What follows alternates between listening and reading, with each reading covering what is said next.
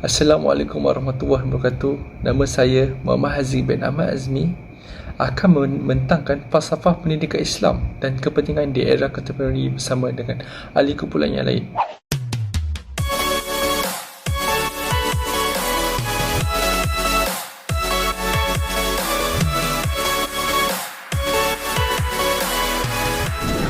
Maksud kontemporari ialah pada masa yang sama, semasa atau sesama pada masa kini. Pada zaman moden ini, beberapa pandangan tentang Islam dan pengajaran Islam telah berubah. Islam pada zaman kontemporari membincangkan Islam pada zaman yang tradisional dan Islam pada zaman kini.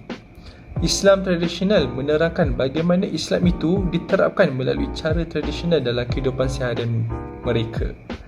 Lama kelamaan berlaku salah faham ataupun yang dipanggil milenialisme di kalangan sebahagian umat Islam. Islam pada zaman kontemporari ini turut menyentuh aspek sosial, iaitu di mana budaya barat banyak mempengaruhi kehidupan umat Islam. Seterusnya, saya akan menerangkan objektif kajian daripada kumpulan kami. Satu, kajian telah dilakukan berkaitan falsafah pendidikan Islam di era kontemporari oleh kumpulan kami untuk mengetahui lebih mendalam mengenai pendidikan Islam di kalangan pelajar. Kami mendapati 3 objektif daripada kajian yang telah kami lakukan. Yang pertama adalah mengetahui bentuk kefahaman mengenai falsafah pendidikan Islam di era kontemporari. Yang kedua adalah mengkaji kepentingan pendidikan Islam dalam kalangan pelajar. Dan yang ketiga adalah mengenal pasti kepentingan falsafah pendidikan Islam dalam generasi muda. Kami memilih objektif pertama dan kedua kerana kebanyakan pelajar mengambil pendidikan Islam hanya sebagai mata pelajaran yang perlu dibelajar, bukan untuk diaplikasikan dan diambil nilai-nilai yang ada dalam pendidikan Islam sebagai jati diri mereka. Selain itu, kajian ini juga membantu kami mengenal pasti kepentingan falsafah pendidikan Islam dengan lebih mendalam agar dapat dikongsikan kepada masyarakat mengenai manfaatnya untuk diterapkan dalam kehidupan harian. Sekian itu sahaja daripada saya. Saya akan serahkan kepada Alia untuk menerangkan isi yang seterusnya. Hai, saya Nina Alia binti Nimajuki. Terima kasih kepada Haziq. Okey, sekarang saya akan meneruskan pembentangan kita pada hari ini. Saya akan menerangkan tentang pemikiran falsafah dalam pendidikan Islam. Falsafah merupakan salah satu disiplin ilmu yang dianggap sebagai disiplin yang tinggi. Ia juga merupakan satu usaha untuk mencari kebenaran, dan kebenaran itu sebenarnya datang daripada Allah Subhanahu Wa Taala. Falsafah pendidikan Islam (FPI) merujuk kepada pendidikan Islam, iaitu suatu usaha berterusan untuk menyampaikan ilmu, kemahiran dan penghayatan Islam berdasarkan Al-Quran dan As-Sunnah.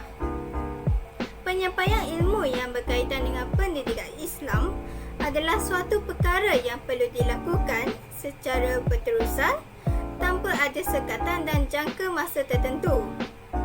Pendidikan ini perlu dilaksanakan mengikut kaedah kemahiran dan kreativiti tersendiri selagi mana ia tidak berlawanan dengan kehendak Al-Quran dan As-Sunnah. Pendekatan dan kemahiran perlulah seiring dan sejalan dengan perkembangan sains dan teknologi semasa supaya maklumat yang hendak disampaikan tersebut mudah dan senang difahami. Keberkesanan dalam kaedah penyampaian ilmu dapat melahirkan insan yang berakhlak mulia, masyarakat sejahtera, negara aman dan umat Islam yang serba tahu dalam aspek kehidupan. Justru itu, falsafah pendidikan Islam ini sangat bersesuaian dan menepati peredaran zaman dan erti kata lain merentas kurikulum pembelajaran abad ke-21. Menurut Al-Syabani, falsafah pendidikan Islam ini merupakan falsafah pendidikan yang berteraskan roh Islam. Jadi, maksud dari falsafah pendidikan Islam ialah menyediakan manusia dengan ilmu pengetahuan yang cukup agar ia kenal dirinya serta tugas dan tanggungjawabnya serta mengetahui cara untuk menjalankan atau melaksanakan tanggungjawabnya sebagai hamba dan khalifah Allah. Seterusnya, saya akan menjelaskan tentang metafizik, epistemologi dan aksiologi dalam falsafah pendidikan Islam.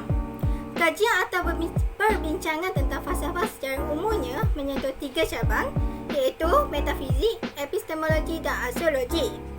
Metafizik Islam ialah satu sistem yang menerangkan falsafah ketuhanan yang membawa kepada kefahaman tentang kewujudan mutlak, iaitu Allah Subhanahu Wa Taala. Metafizik Islam ini berkisarkan tentang konsep ketuhanan hakiki, konsep insan dan konsep alam. Persoalan mengenai metafizik menguasai sebahagian besar daripada kandungan ayat-ayat Al-Quran.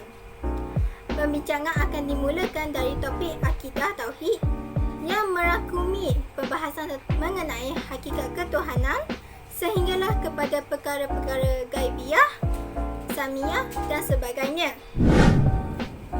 Cabang kedua iaitu epistemologi pula berkait dengan cabang falsafah yang menerangkan tentang ilmu pengetahuan atau teori keilmuan. Epistemologi merujuk kepada hakikat ilmu dan sumber ilmu. Ilmu ditarifkan sebagai sesuatu yang bersifat jelas, pasti, tepat dan tiada unsur kekeliruan dan kesamaran. Ini dibuktikan dengan pandangan Al-Ghazali bahawa ilmu ialah penyikapan yang meyakinkan sekaligus tiada kemungkinan yang berlaku kesilapan atau kesesatan. Epistemologi juga merangkumi sifat konsep, pembentukan konsep, kesahihan idea, penaklukan logika serta pemikiran idea, ingatan dan emosi.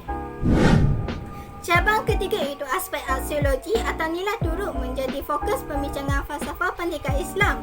Aksiologi berasal daripada perkataan Inggeris iaitu axiology yang bermaksud sains nilai, teori dan sistem nilai.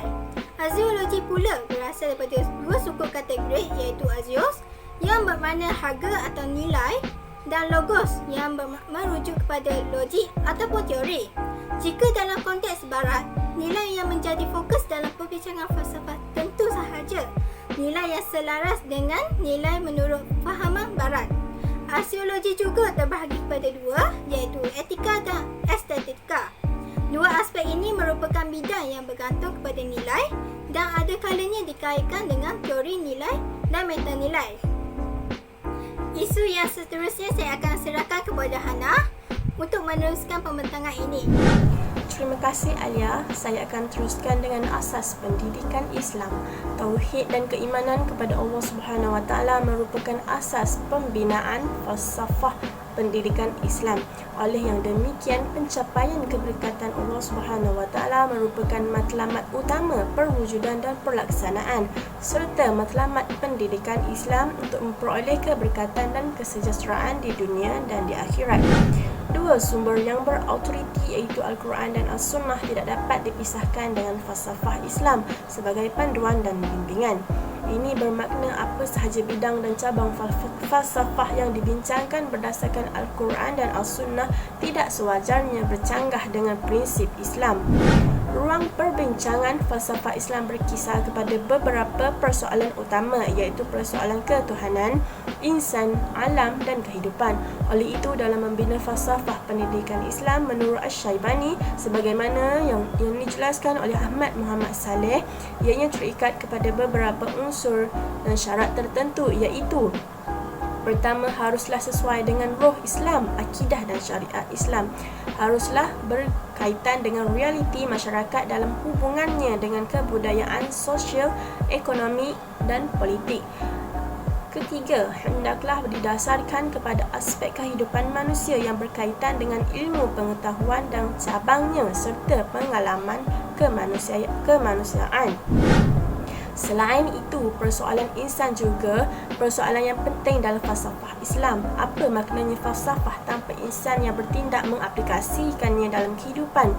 Di dalam Islam, insan ialah makhluk Allah Subhanahu Wa Taala yang istimewa.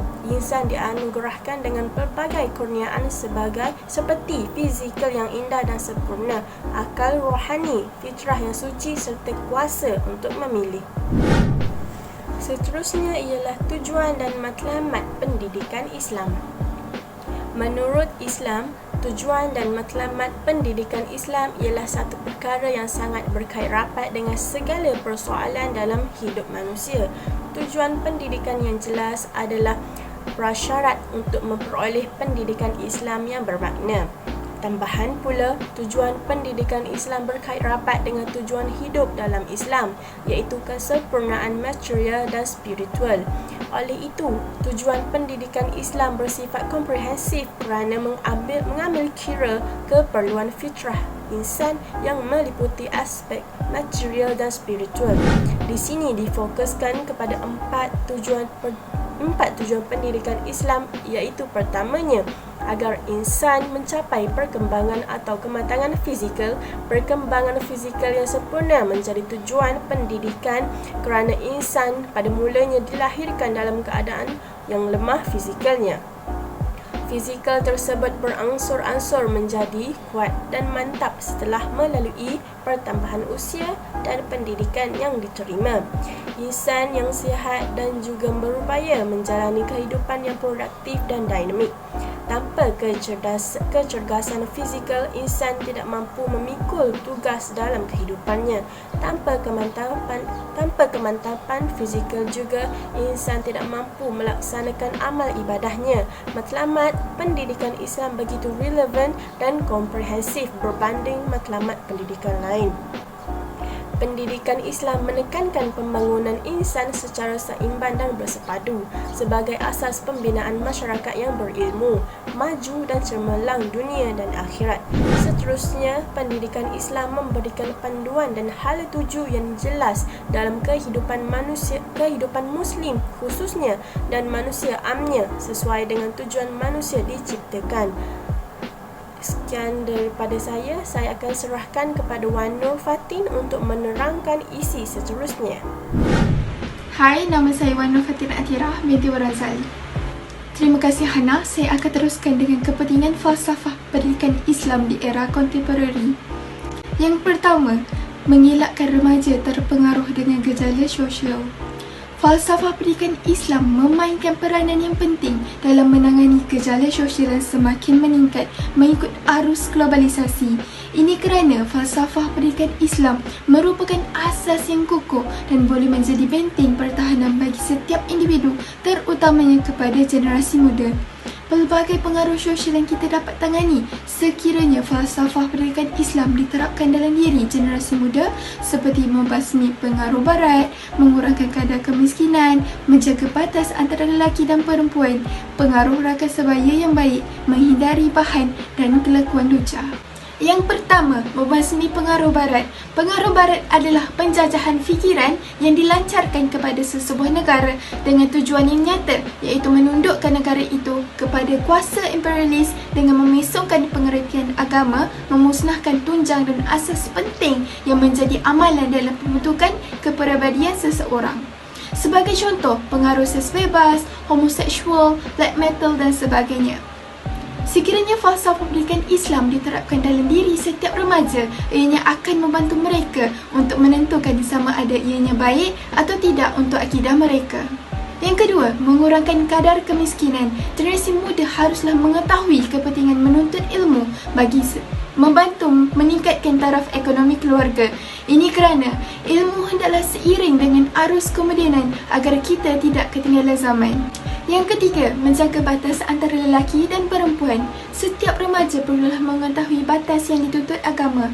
Falsafah pendidikan Islam amat menekankan bahawa setiap Muslim haruslah menjaga ikhtilat terutamanya dengan orang yang bukan mahram. Yang keempat, pengaruh rakan sebaya yang baik. Islam menggunakan istilah persaudaraan, iaitu jauh lebih rapat berbanding persahabatan.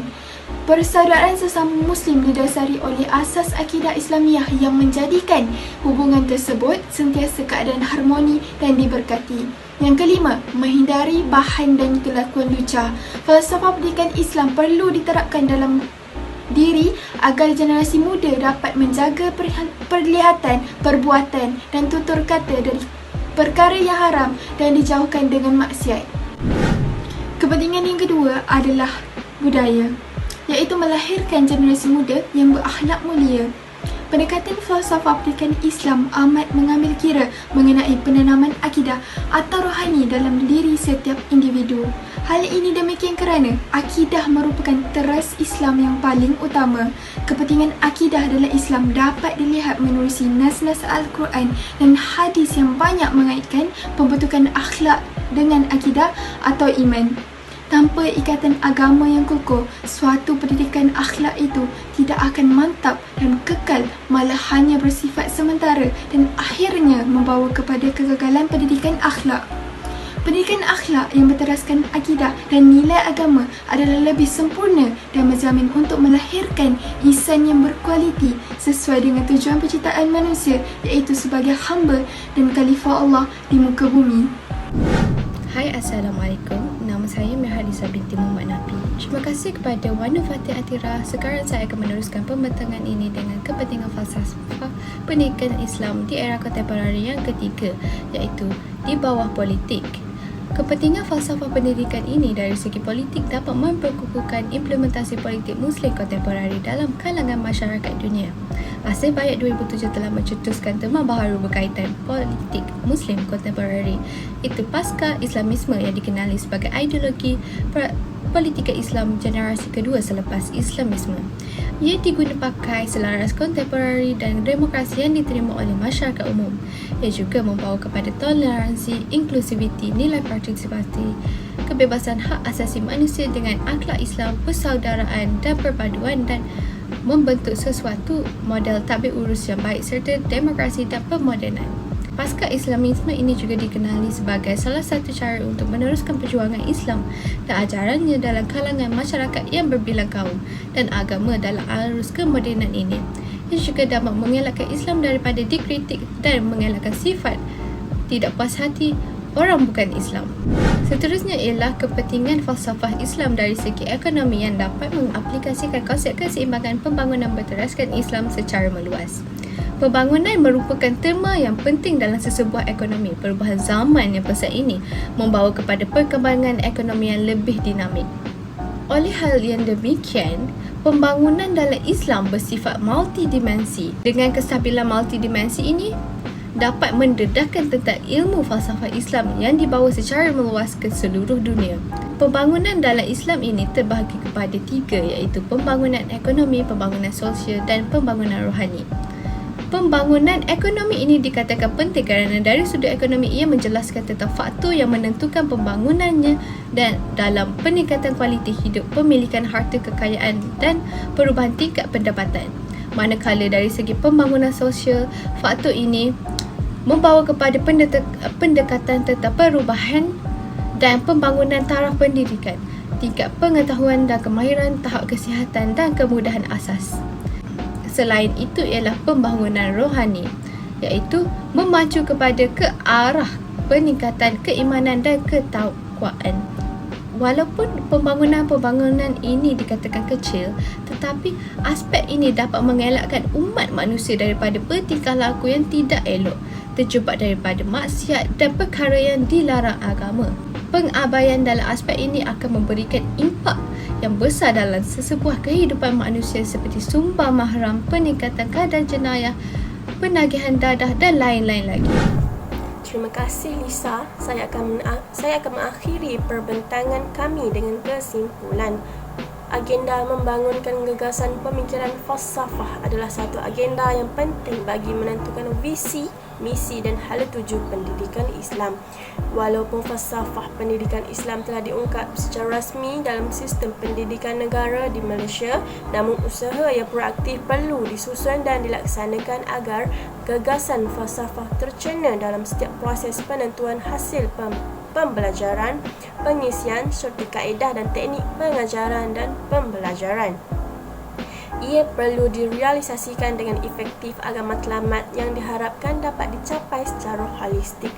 Kesemua pihak sama ada pihak perancangan, penggubal dan pelaksana dituntut dalam membangunkan gagasan pemikiran falsafah dalam pendidikan Islam. Hal ini kerana segala permasalahan dan ketidaksempurnaan dapat ditangani dengan segera agar falsafah pendidikan Islam dapat berjalan dengan lancar tanpa sebarang permasalahan. Sekian daripada kami. Terima kasih.